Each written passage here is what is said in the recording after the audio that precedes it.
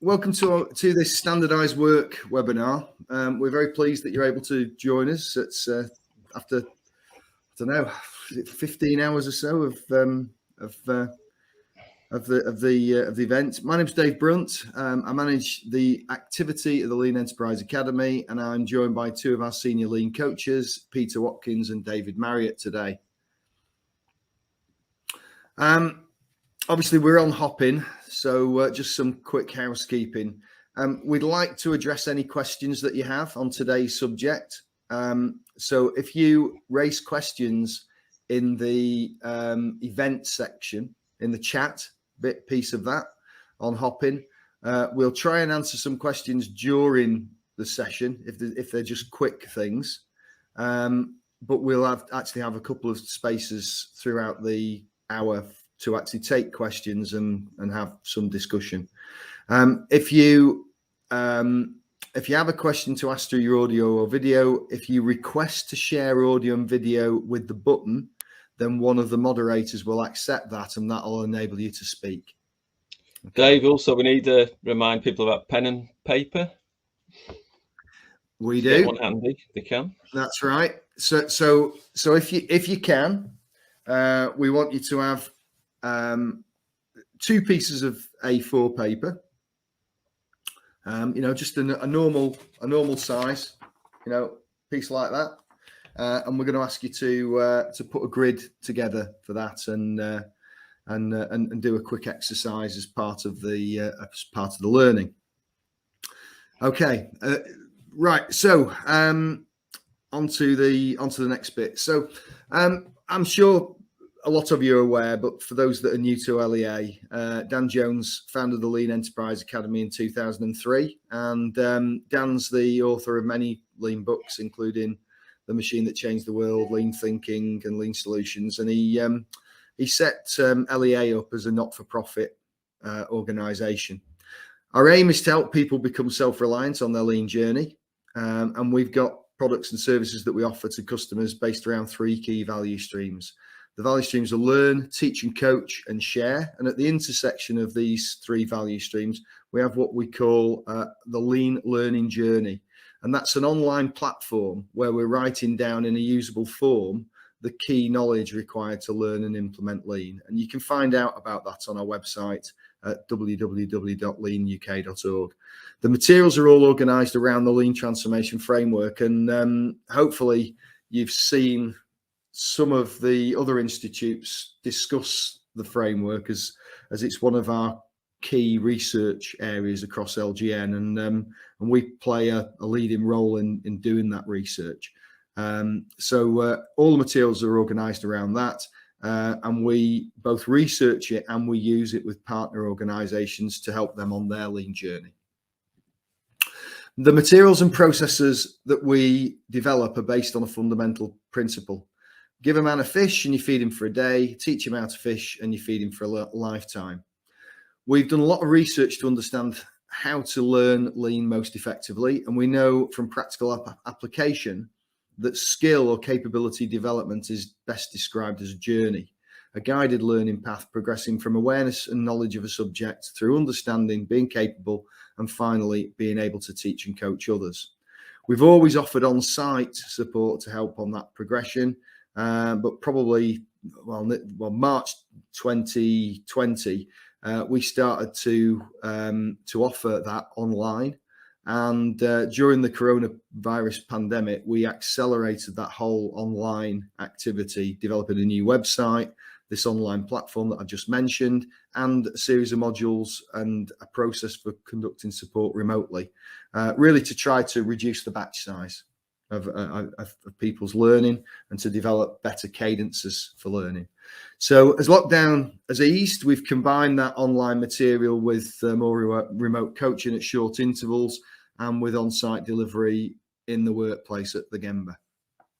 To put today into context, the materials are all about knowledge, so skill level 1. However, you can develop understanding by learning yourself online using our standardized work knowledge course. So I'd recommend to anybody that finds this interesting today, there is an online course with all about standardized work. The chief architect of that course was David Marriott. He basically put a lot of that together. It's a great piece of work. So, but of course, to become capable, you need to practice, and that's best done on real issues at the workplace. We offer teaching and coaching for that, and we offer a process to help you, once capable, to be able to train and teach others in your organization. The approach mirrors what we know about the way that excellent lean companies like Toyota develop capability. It's simple and effective, and it uses a plan, do, check, act methodology at each stage. Okay, so with the introduction out of the way, let's move on to today. David's going to explain the teach poster concept that we use before providing an introduction to standardized work in terms of purpose, process, and people. We'll then take questions, and then Peter will lead an exercise on standardized work, and he'll hand back to me, and I'll share some insights around using standardized work in the COVID vaccination process. And then we'll have another Q&A, and so I'll hand over to David to get started. Thanks, Dave. So first of all, just like to talk a little about why we use the teach poster concept. So for a sustainable lean transformation, we're strong believers in the concept of leaders as teachers. So that is leaders who take the time to teach and coach their team on the job to develop capabilities rather than relying on separate functions to do it for them. We found the benefits of this are huge in terms of advancing your lean journey better, faster and cheaper. But the challenge, however, is how to provide materials that enable leaders to do that. So after a number of years of research and experimentation, we found that this kind of teach poster concept works best. So rather than a 100-page PowerPoint slide deck, we tried to distill the subject matter down onto one piece of paper, a bit like an A3 really.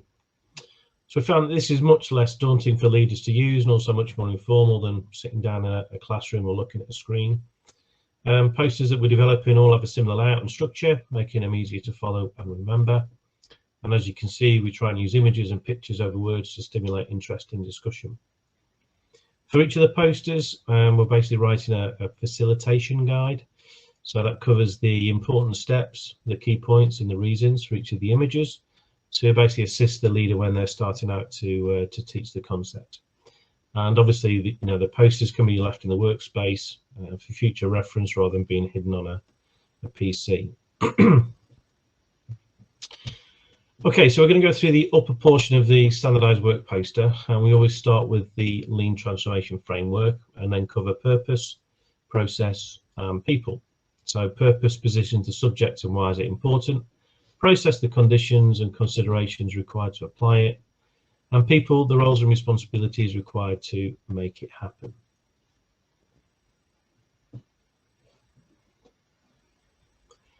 So the lean transformation framework in essence is our approach to how we do lean, and we always ask, where does this topic fit into the framework?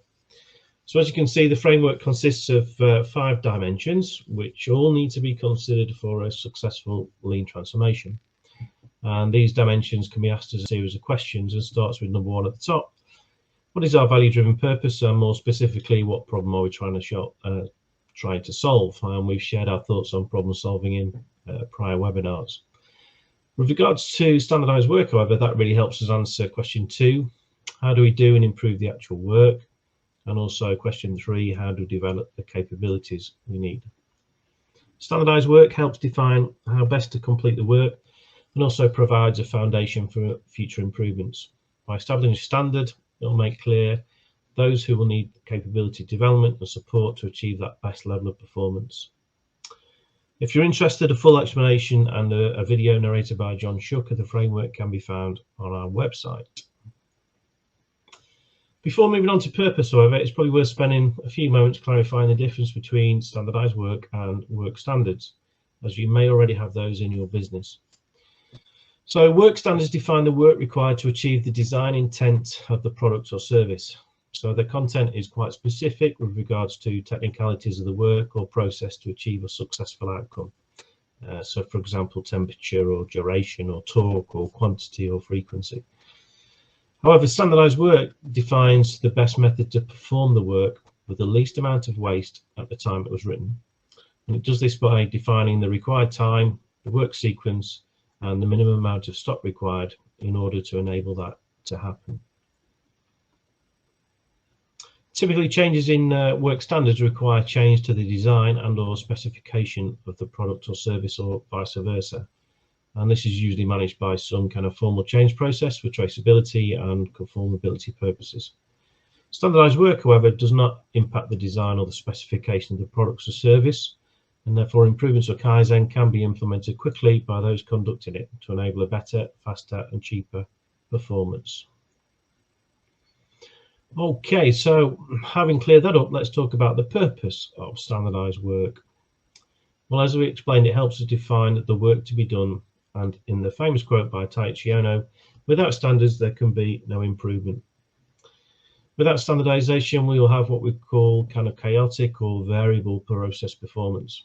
So by defining the standard, we're able to stabilize that performance and provide a foundation from which to improve further, and therefore it's seen as the first step of improvement. Really enables us to ensure that the work is done safely, correctly and efficiently, and make sure that we have the best work method and quality with the least amount of waste and at the lowest cost. So moving on to process, we can consider using standardized work at all levels of flow. So from individual work to that performed in a cell or an area, to work connecting those cells or areas at the workstream level, and to the extended flow between organizations. Work in some form is done at every level, and the more we can standardize that, the better our overall performance will be. Now, broadly speaking, there are 4 types of standardized work. So type 1 is that which is conducted on a repetitive basis at a regular, frequent interval. So the work content is well defined and consistent in its nature from cycle to cycle. Typically, this is common in mass production environments where cycle times are short and often measured in seconds. Type 2 is variable, where the time interval and the work content can vary from cycle to cycle. A classic analogy here would be producing 4- and 5-door or estate type vehicles on the same assembly line. The trick here is to balance the overall workload over a longer time frame to meet that customer demand, and the Japanese word that we use for that is called heijunko, or leveling. Type 3 is long, where, as the name implies, the time interval and the work content is longer, like in logistics, for example, where you may be delivering or collecting products. Cycle times are measured in minutes, or maybe even longer. And type 4 is for business type processes. The time interval and work content depends upon the process or activity, so it doesn't specifically fit into the other categories.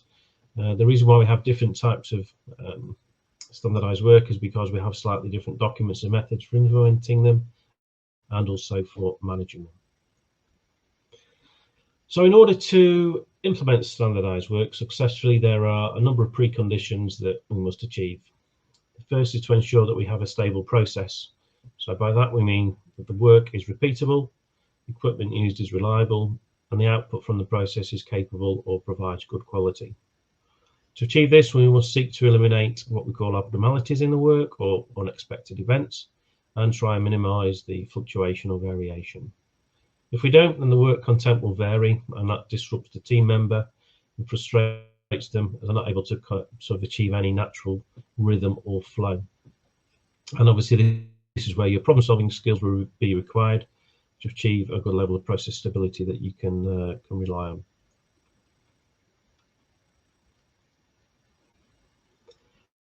So having achieved a acceptable level of stability, we can next work on determining the 3 key elements which make up standardized work. So we have takt time, work sequence, and standard in process stock, or SIPs. So obviously takt time is the rate at which we must complete the work to achieve the customer demand. It's a pure calculation by dividing the working time available by the customer demand for that same time period. Work sequence are the major steps or tasks required to complete the work, and SIPs basically the minimum amount of stock required to fulfill the takt time and work sequence with the minimal amount of waiting time, or in other words, the minimum amount of stock to keep the process running. If you don't have these 3 key elements, then fundamentally you don't have standardized work. And finally, moving on to people and their roles and responsibilities in creating and implementing standardised work. So by defining the work to be done, it becomes clear the skill levels of the members involved in the activity. This provides an opportunity to determine gaps in their capabilities and make a training plan to close them.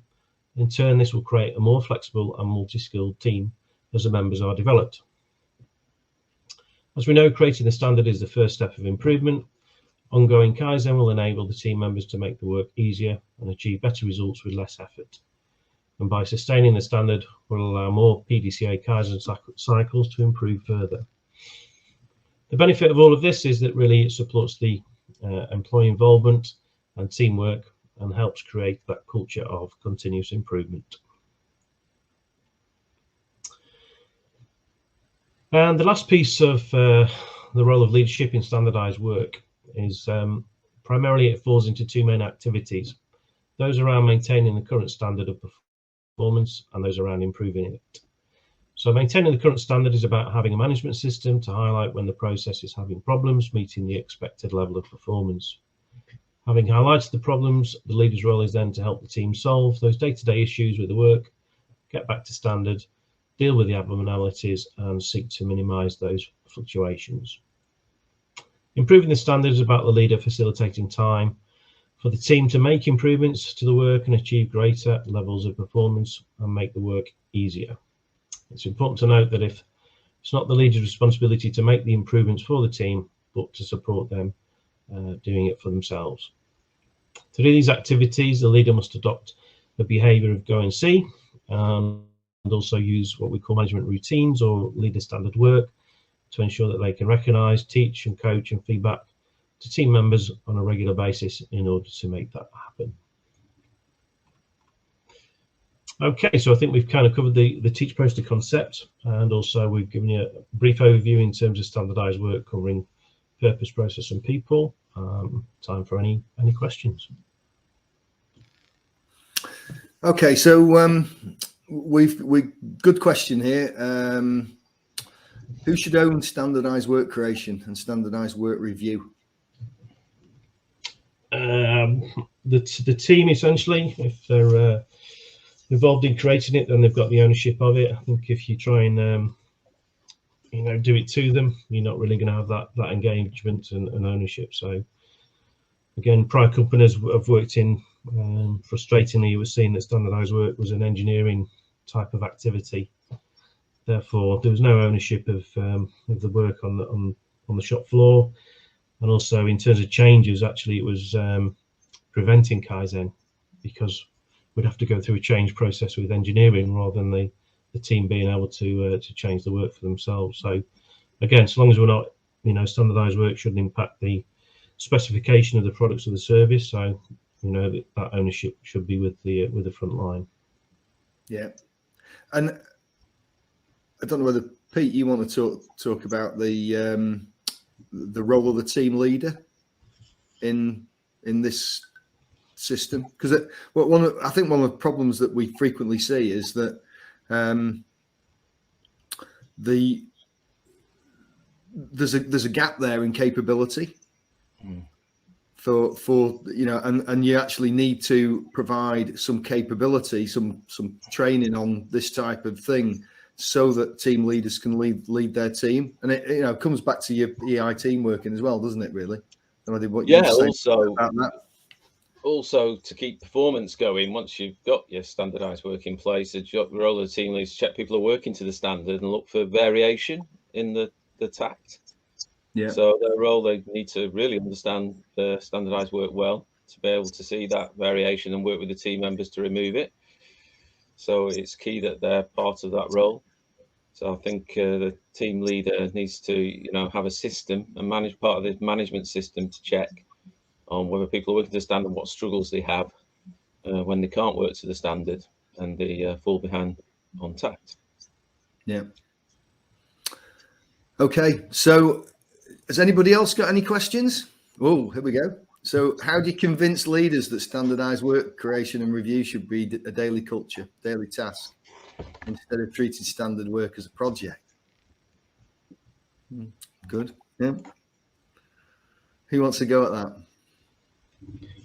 Well, I'll have a go. I think you've got to, show by doing in terms of, the performance that you achieve from the team in terms of that safety, quality, and efficiency, to demonstrate that, by putting the standardized work in place, that you can achieve that good level of performance. And then secondly, it's the foundation for further improvement to maybe go beyond the current standard. So I think it's kind of, demonstrating with the results of what it can achieve, and also, helping to maybe tackle some of the problems that you may have with your current system. So whether you do have kind of quality issues or whether you do have productivity gaps, then we know that standardized work is key to help close those.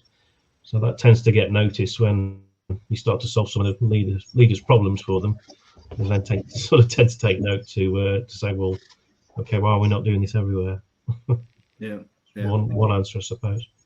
Yeah, that's one of the biggest issues that we see, isn't it? We go to companies, there's no real standardized work, or it's, as Dave mentioned before, it's not owned by their team members, and so there's no real standard. So we're trying to manage to KPIs and performance, but there's no real baseline standard to work to, so the work's not repeatable.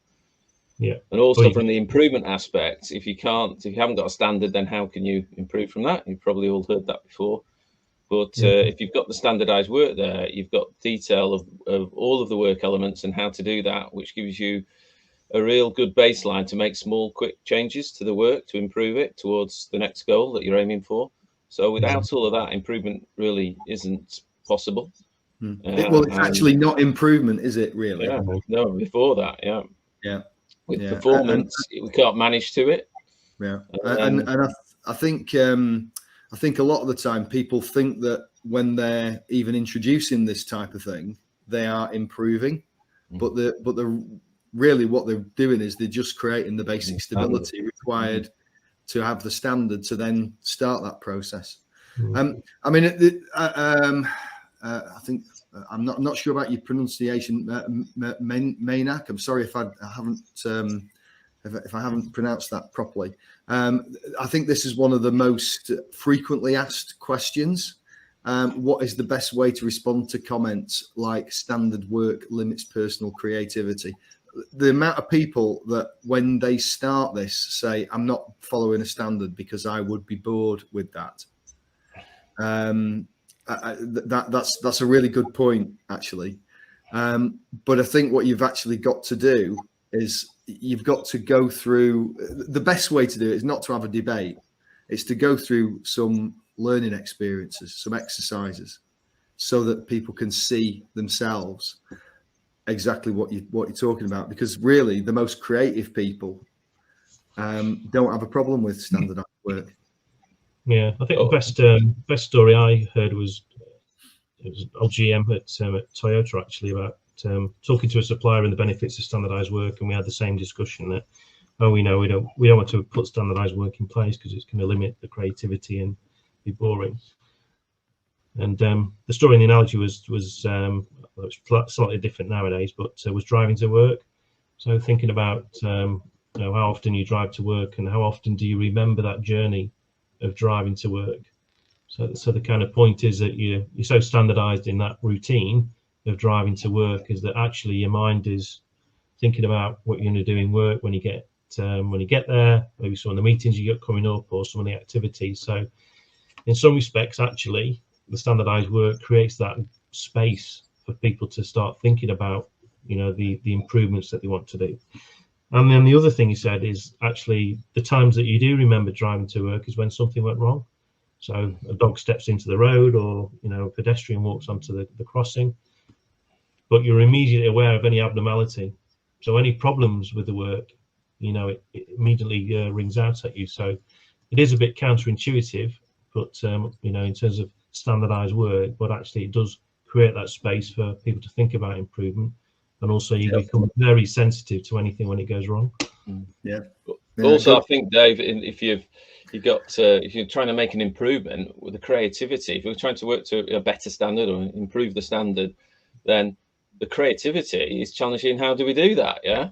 So, to problem solve to the next level, that's when you need all of that creativity and innovation to get to the next level. Yeah. So if anything, to me, it adds to that people's creativity, not take it away. Yeah. Just a couple of others before we move on. Fast-paced company. I don't think you can get much faster than making an engine every 54 seconds, really. And that's actually when you need it. I've got a long story we won't go into at the moment about a guy in automotive retail who just couldn't get this at all. A sales guy basically. And he couldn't understand how you would apply this to the fast-paced world of motor retail. He was fired a couple of years ago because his company had got so many loopholes in its finance. So buyer beware, basically. Okay, so we'll keep the questions coming. We've got another section at the end, and we'll carry on and get going with the next section. So Pete, I think. Yeah. That's right. Okay. Okay, thanks, David. So over the years, I've found a lot of organisations, like we just previously mentioned, trying to make improvements, but are too caught up in daily firefighting, and they didn't understand the importance of standardising the baseline work activities at the right level of detail first. So then you can problem solve back to standard quickly, as we just talked about, and before you can start really improving. I originally worked in automotive manufacturing, where we use this fun exercise that we're going to go through now to introduce standardized work to team members so they can understand the importance of it. It quickly demonstrates that once you have the baseline work standardized, it's easy to start implementing improvements, set the standard again, and go back through the same cycle of continuous improvement. So let's start the exercise with an interesting pig fact. So did you know there's 678 million pigs in the world? So I have a large order for pig pictures that I want to send out to my weekly magazine to impress my pig farming customers about having the best happy pigs. So oink, oink. Your role is to supply me with the best happy pig pictures at the right time. Should be easy. Okay, so all you need is a piece of paper A4 and a pen and a pencil, or a pencil as well, to get yourself started on it. So let's see how you get on. Okay, so for round one of our pig picture drawing exercise, you'll need to draw a 3x3 grid on the blank piece of paper, and the grid is shown in the right hand corner there. I'm not sure it's come up so well on the screen, but it's supposed to be a 9-box grid. Yeah, so if you can draw a grid on your blank piece of paper, if you've got one, so you're going to have 40 seconds then after you've drawn your grid to draw a pig picture by following the work to be done list shown on the left hand side of this screen down the slide. Yeah, so easy, just got to follow the work there. Okay, start drawing your pig. So when I do the timer, we'll start the process off. Okay, but you must finish at the end of 40 seconds. Okay, so now we'll see if the technology works. Off you go, draw your pig.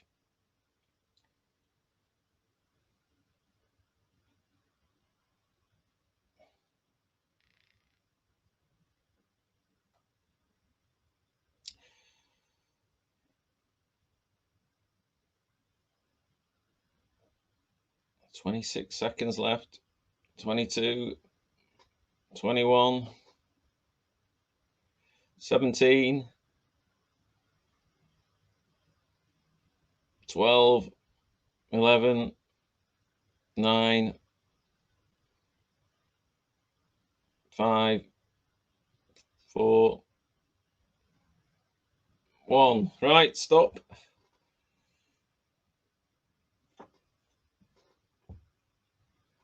Okay, what have you got? Oh, Mr. Brunt. So that really, oh heck. Okay, so Mr. Brunt there's looks like a rabbit, and Mr. Marriott's there looks like my dog. So really, yeah, I think there's a lot of variation in that. Yeah. So in fact, it may not even. This is one I drew earlier. It looks more like a pig giraffe. Yeah. So it doesn't really look like a pig at all, basically. So, well, as a customer, I'm not very happy about this. You know, it's not what I want. I want a nice pig picture, not ones that don't look like pigs.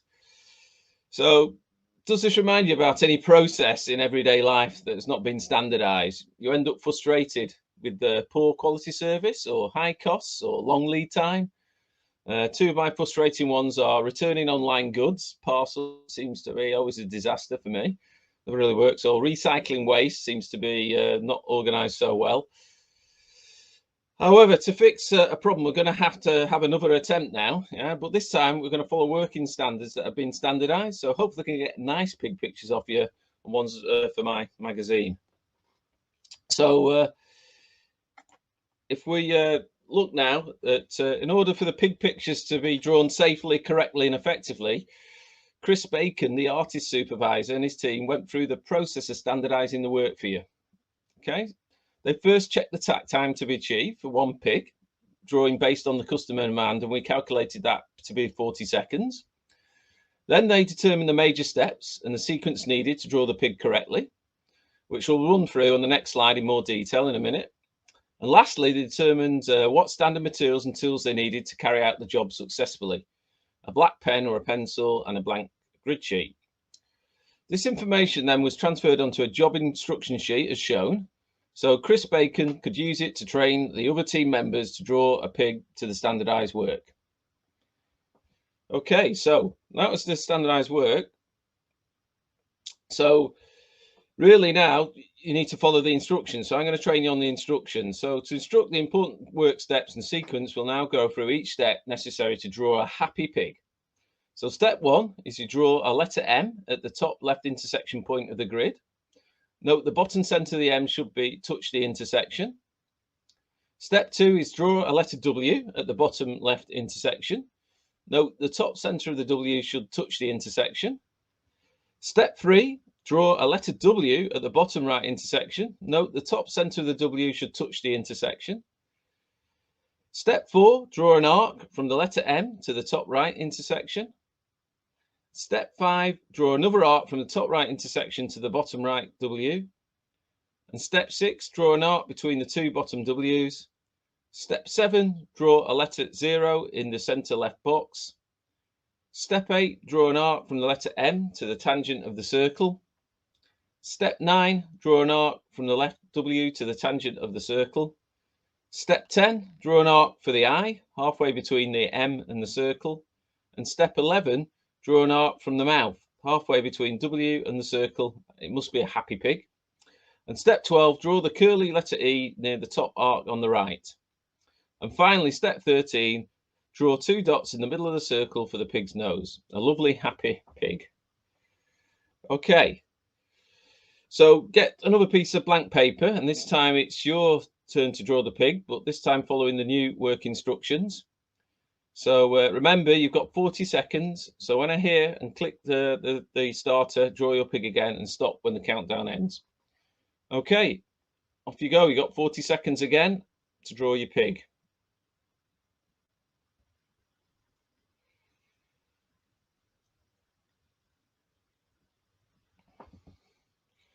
"30 seconds, 26, 24,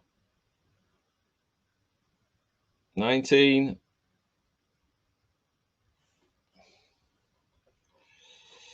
13, 9, 4 seconds, 3, 2, 0. Okay, so how did you do? Did your pig look more like the standard this time? Oh, that's very good, Mr. Brunt. Yeah, very good, Mr. Marriott. Okay, not sure about the belly size. It's yeah, maybe. Okay, so did you do a little better this time? I think you did. Yeah. So did you draw it in the tack time? You managed that. That's good. Okay, so have a look at your original pig picture next to your new pig picture. Yeah, that's a lot better. Yeah. So now your baseline as standard has been set, we can safely produce a reasonable quality pig picture which met the customer requirements on time. As here was my pig picture. I think there may be still room for improvement on my pig picture. Yeah, I didn't do so well as these two. So was it not quite the same as the standard? Okay, so how could we improve the standardized work for drawing the pig picture further in terms of safety, quality and efficiency? So write down your ideas on the chat now. Yeah, just put in the chat how you could improve the pig picture you think further. See if anybody's brave enough.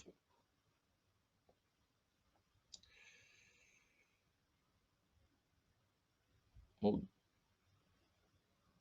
grid with a smaller size, okay, yeah. Have an example, yeah. WS to meet the intersection. Well, that's very spotted. Well, how to get the correct place for the tail, Mr. Run. Yeah, yours wasn't quite right. Yeah. Okay, very good. Okay.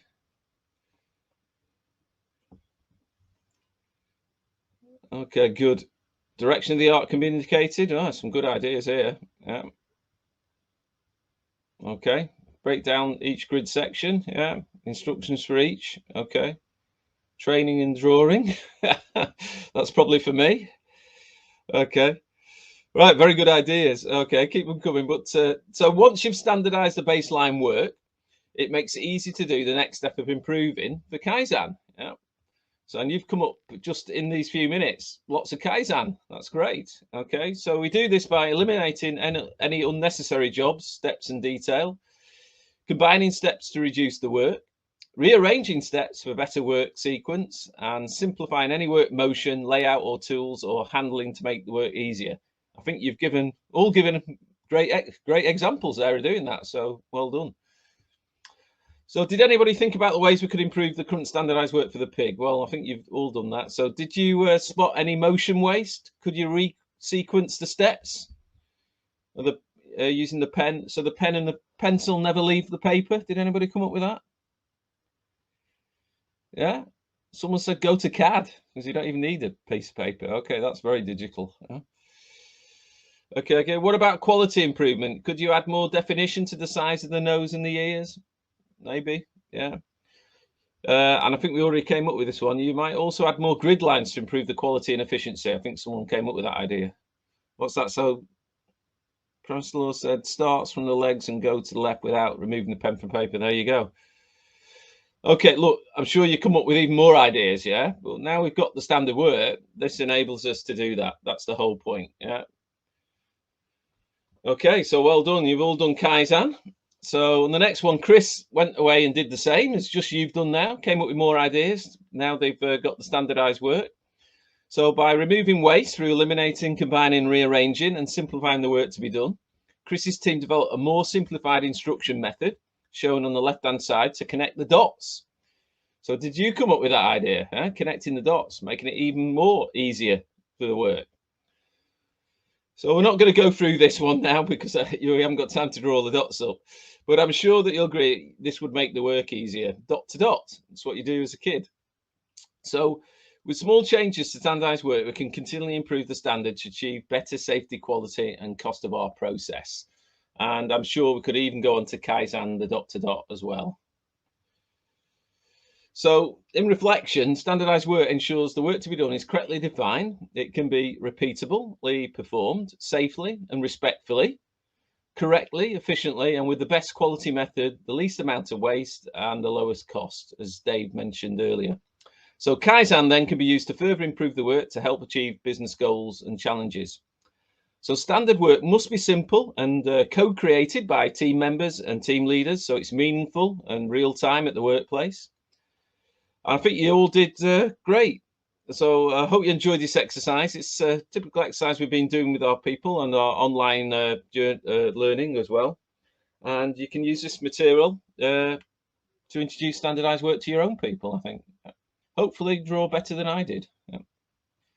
Okay, thanks, Dave. Over to you now. Okay, thanks, Pete. Right, so let's look at an example. So typically standardized work is known in automotive assembly plants, but you can use it, well, you can use it everywhere, actually. Numerous examples exist. McDonald's use standardized processes, so do airline pilots who have checklists and logs before, during, and at the end of a flight. We've recently had a new use for standardized work, administering the COVID-19 vaccine.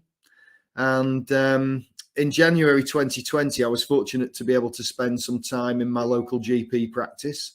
And I wrote a case study up that's on our blog. I don't know how many of you ever go to our website, but www.leanuk.org and /blog.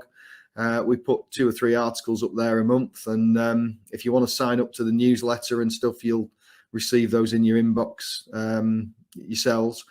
And, you know, I wrote this case study up to share some lessons learned from applying lean in lots of different environments. But I was pretty convinced at that time when we did this case that we would have to administer vaccines and boosters for the foreseeable future, and that's proven to be correct. And you know, only last night the UK government was reducing the amount of time between the two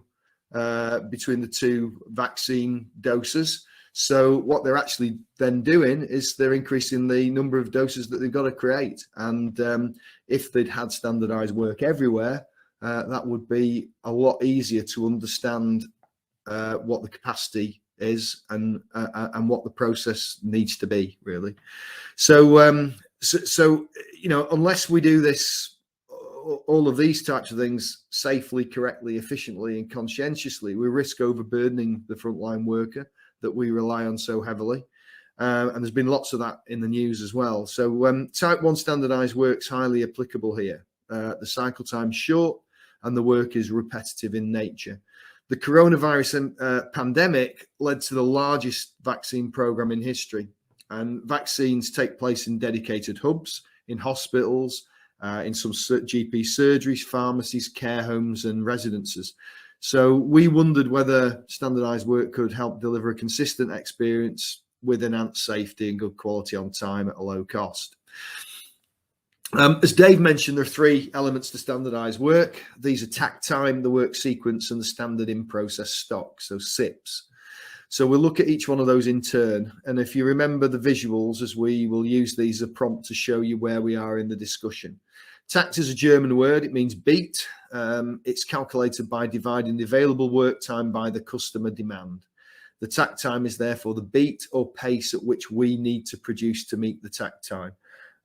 We were recently in a retailer that was looking at distributing online shopping. Very, very typical. They asked hours worth of questions on all of this because they couldn't get the head around this idea of establishing a beat. It wasn't something that they did, and we kept going round and round and round. We had to explain it about 14 different ways until they finally went, oh, right, okay, I see, you know. So in the vaccine example, the GP's got 9,600 patients. At the time of the case, they needed to vaccinate over 80-year-olds between the 19th of January and the 14th of February. However, the GP wasn't receiving a limitless supply of vaccine. They only received vaccine on 6 days. They worked 7.5 hours per day and for the 6 days. And we calculated the tact time at 3 minutes per patient. So 2,700 minutes divided by 900 patients over 80 years old. There are a number of ways that you can visualize the process when you do standardized work. This is actually a spaghetti chart, but the exact sequence of the method depends upon the environment. So for example, in an environment using machines, we'd start by creating a process capacity sheet to calculate the capacity of each machine and to identify and eliminate bottlenecks. In our example, we have manual processes, and while the capacity is relevant, the process capacity sheet isn't as useful really. The standardized work chart shown here enables the layout to be displayed. We do this to be able to show the movement of the team members in relation to the work that they're doing, in this case in relation to the patient, the equipment, and the information that they're dealing with. The next thing to look at is the work sequence.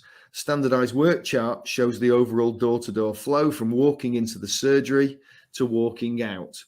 The work for one patient involves entering the building, the reception activity in the clinic room, receiving the vaccination, and then waiting or leaving post-vaccination.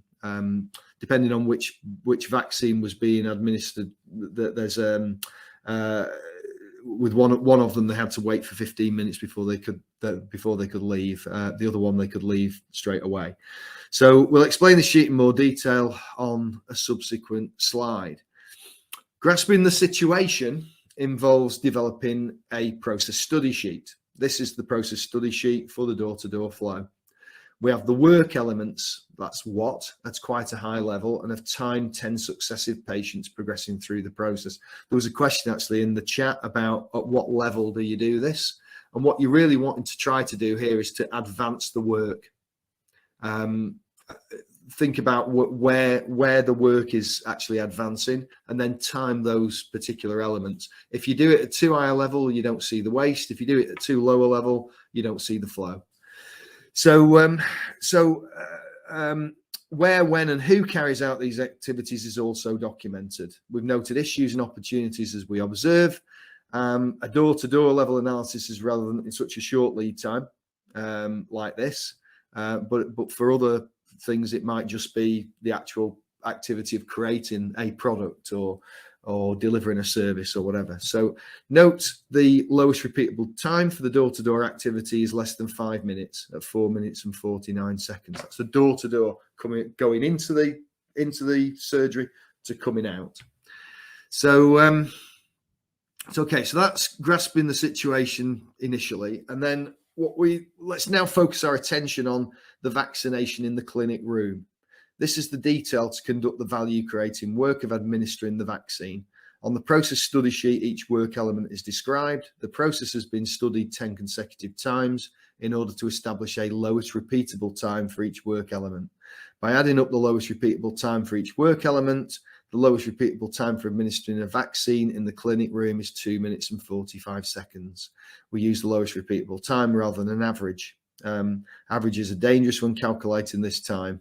As we all know, my head can be in the oven and my backside can be in the fridge, and on average, my body temperature is normal. So a good way to visualize the ability to meet the takt time is to construct a bar chart. This chart has various names. It's sometimes called an operator balance chart, sometimes a cycle time takt time bar chart, and sometimes a Yamazumi chart, depending on how into the Japanese terminology you are. The chart shows that the clinician can meet the time of 3 minutes, the takt time of 3 minutes. Their work takes less time than the 3 minute takt time. It also shows that the work between the clinician and the administrator is unbalanced. At this stage, we're looking at the following. Can we meet the takt time? That is the difference between the work content and the takt time.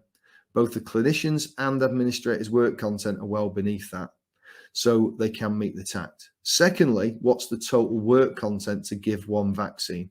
In this case, it's 225 seconds. What's the total number of team members required for one vaccine? In this case, we have 225 divided by 180, so that's 1.25 team members. A frequent mistake is to balance work before conducting this analysis. We don't want to balance the work and cycle much faster than the takt. That will hide the waste. We can see the waiting time is more clearly on the next slide. So this is a standard work combination table. This shows the combination of manual work time, walk time, and machine processing time for a team member in the sequence the work is done. Here I'm showing the standardized work combination table for the clinician and the administrator. This highlights the amount of waiting the administrator has after their work is completed. They can't do the next step, as the clinician must do some work before they can do their next activity. This table again helps us to ask questions about how we're doing the work and how we can improve the work, how we can maybe change some of the sequences and so on. The last document in the vaccination example is the standardized work chart. This shows the movement of the team members and the material location in relation to any machines and equipment and the overall process layout. We've also identified where quality checks and safety precautions are necessary. The third element of standardized work, the standard in-process stock, is shown in this chart. Put simply, the standard in-process stock are the materials we need to keep the process running. I've inserted a photo that shows all the items needed by the clinician to administer the AstraZeneca vaccine in this case. Defining SIPs helps us identify opportunities for improvement. So on reflection, Ono's quote that without standards there can be no Kaizen is pretty profound, I think. Think of standards and standardized work as a framework for making improvements. Without a standard and standardized work, there is no gap to close, no opportunity for Kaizen to make the work easier, and little chance to practice PDCA. In short, having no standards reduces the chance of employee involvement, and it reduces the potential for learning and development. The irony is that so many people think that working in an environment in which standardized work is the norm would be boring and that this is time consuming. This misses the point that the team members must be responsible for the standardized work and that standards should evolve, change as conditions change. Standardized work is key to enriching work and doing it more effectively and efficiently. I'm sure we'll have to administer vaccines and boosters in the foreseeable future. We have had since January 2020 when we did this exercise. And unless we do this safely, correctly, efficiently, and conscientiously, we risk overburdening the frontline workers we rely on so heavily. Adopting standardized work gives all managers and frontline workers a route out of this vicious circle of overburden. With the case study completed, I'll hand back to Peter. Okay, Dave. Yeah, so we're running out of time, so I'll make this section a bit shorter than we planning. Okay, so usually we would say, what's the elephant in the room? But today I think we can say, what's the pig in the room? Yeah? So I suspect many of you are thinking this is all good, but the real issue for me is how do I learn this well, either as an individual or cascade it successfully into your organization? So where do you start? Well, external training can be confusing or expensive. It's very often done as a quick one-off training activity to achieve a certificate or a belt instead of a supported progressive skill development journey. So real learning and skills are achieved through on-the-job practice with support, just like learning to drive. So to build a true lean culture in an organization, it can only be done when the line leadership become the teachers and coaches. So the thinking way and behaviors become embedded at every level of the organization. So our research at applying standardized work has helped us develop a lean learning journey process that individuals or organizations can follow. So we'll just show that quickly. And so our recommended lean journey for standardized work is to gain some initial knowledge around the purpose, process, people, and get familiar with the subject, most of what we've covered today actually, through the Teach poster that Dave went through. We offer also a free online skill level 1 course for your organization to use as well. And the next step on your lean learning journey then should be to gain a deeper understanding of the key steps, the types of standardized work, the documentation, and the methods for sustainment. So you should then try and practice out on an own case study or a simulation exercise, such as the plug game. This way you can reflect on the implementation examples and learn from your own mistakes.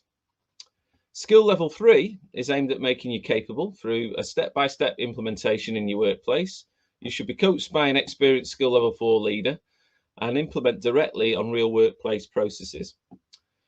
And if you have a role as a leader, then we recommend that you go on to complete skill level 4 to do standardized work well and be able to teach and coach others.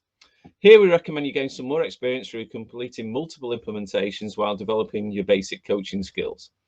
You should aim then to successfully develop at least one team to become capable to level 3 standardized work. So depending on your circumstances, or if you don't have access internally to skill level 4 coach, we can offer you online or face-to-face level coaching for skills level 3 to 2 to 4. Just contact us directly if you're interested. So Luke, if you just want to skip to the summary bit, please. Next slide. Next slide. Next slide.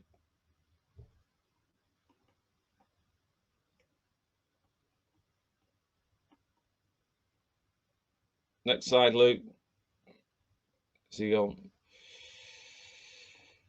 Okay. So I hope you enjoyed today. We covered the purpose, process, and people of standardized work. We did a fun exercise that hopefully it sounds like some of you are going to use already, so that's good. And Dave then gave a short example of doing type 1 standardized work, doing the COVID jabs. So we learned a lot from doing that, and hopefully we can improve again on the next round of that. And thanks for joining us today. So we're going to go straight to the questions with the 4 or 5 minutes that we've got left.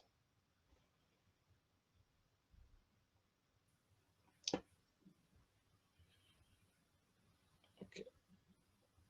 So any questions? Yeah. Well, you can join us for the next session, which is on what capabilities do we need, and developing team members' capabilities. So some of the earlier ones were things like, how do you use this in a fast-paced company? How do you get managers to give their people time for optimizations? How important and frequently should you be showing the results? What level of details standardized work should have for custom production? So I think we mentioned that inside of the case. But I think Italo Motor, your comment, your question about how important and frequently should you be showing the results, what you want to think about there is what your management time frame is. So how do you know when you're behind or ahead, and over what time frame do you need to know whether you're behind or ahead? You know, if you only measure once whether everything is ready, it's a bit like this conference actually. If you only measure once the day before whether you know whether this conference is ready for 24 hours worth of continuous stuff, you'll have a whole load of changes that you need to do, and you'll actually overburden all the people that are working on the activity. If what you do is you say, well, for the 6 months up to this 24 hours, we need to have agreed a set amount of work, and then you keep checking in on that either weekly or daily, then by the time the 24-hour thing comes, you're completely ready and you don't have any last minute changes in the process, and so you don't overburden people as much. So it's about that management time frame, and that depends on what your activities are and what the activities of the teams in your organization are, really.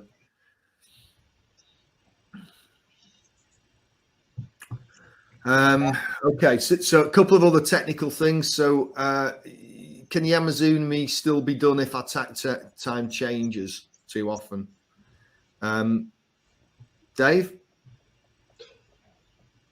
In principle, yeah. I mean, it's depends how often your tact is changing, but really just trying to understand what's that workload, to visualize that workload. And as Dave sort of mentioned, you know, can you do the work in the you know, based on the time you've got available to meet the demand? So really that's the purpose of the Yamazumi, and then it then gives you a chance to understand where your problems are and then look to rebalance maybe some of the work. So again, it's not just visualizing it for the visualizing sake to say, okay, if you're going to do standardized work, you need to have a Yamazumi chart. The purpose of that is to understand, can you meet the tact with the work you've got? And if you can't, do we need to rebalance and share the work out, or do Kaizen to reduce that that work? Or, you know, the last resort would be, you know, look at increasing the available time to uplift your tact time or add more people. But it's think about the purpose of it, really, what you're going to do with it. If it's just to say we've got a Yamazumi, it's meaningless, really. But that's think about the purpose of it. I suppose it's with Dave in automotive, isn't it, where we actually do the advance on that. We have standardized work to man up, man down, depending on the demand for the day. Where I came from, the team members did that themselves and moved equipment in and out based on what they needed to do. Yeah, you tend to see magnets on a board, don't you, to represent the content of work and stuff, to make it a bit more easy to change. But there's many ways and means to do that. Yeah, I mean that's what Richard's saying here. You know, Subway making sandwiches or McDonald's making burgers. You know, that they can flex their process to a range of tasks, and that's because their demand profile is more predictable inside of the range of the time. You know, you're going to go and order more burgers at 12 o'clock than you are at 9 o'clock in the morning. Although looking at some of the queues at McDonald's, I'm not so sure that statement's completely correct these days. But the good one is that some of these supermarkets like Aldi or Lidl So when you're queuing in to checkout, you'll see the checkout operators have got standardized work in terms of there's a trigger level, and they'll call for another till to be put on to make sure that they're achieving a certain tact and throughput. So similar sort of concept there, that they understand what typically the work content is, and they've got a trigger to say, well, we've got too much work. If we're going to achieve a tact, we need to add more people and open a checkout. And then when the demand subsides, then that person goes back to stacking shelves or whatever. And that's why it's key, Dave, as well, isn't it, for not only people flexing, but equipment as well, and having right-sized equipment that enables flexibility rather than big investments that don't allow that flexibility. So that's key thinking as well. Yeah, because you then become obsessed with utilising the kit and then overproducing, and then you've got the pitfalls of overproduction and all the other waste that are associated with that. Yeah. Okay, so it's 9:30. I'm quite sure loads of you are going to come to our session at 10 o'clock when we're going to talk about capability development, and so we need a bit of a changeover and a bit of a rest and a cup of tea and so on and so forth. But just one last thing to leave you with. The standardized work material is on our website. Of course, yes, you can get that for free, that particular module subject. However, as we said, what we're trying to do is we're trying to make more of this material available, and we actually need funding to do that. So what we've done is we've launched a very, very simple, low-cost subscription for people. And, it's only the equivalent of £10 a month. That gives access to all the level 1 and level 2 online courses. And we're producing new materials at a rate of 1 to 2 things per month. So we'd love for you to sign up for that, because that would really help us with carving our time out to do more of this type of stuff. What it also does is it gives you free access to our monthly webinars that we do, and this actually is an example of one of those monthly webinars. So I think, Dave, as well, and this is one of our research areas, standardized work, so we're always looking for partners because we're developing better learning processes. So if you're interested in implementing this and want to partner with us, just let us know. Yeah, and as we said, it doesn't matter where you are in the world. We're doing this in Canada, US, Mexico, Australia. So we're trying to reach out to as many different places as we possibly can with this. So anyway, we'll see some of you at 10 o'clock, hopefully, and we hope that you found it useful. That's the main thing. Okay, cheers. Thanks a lot. Thank you. Bye. Bye.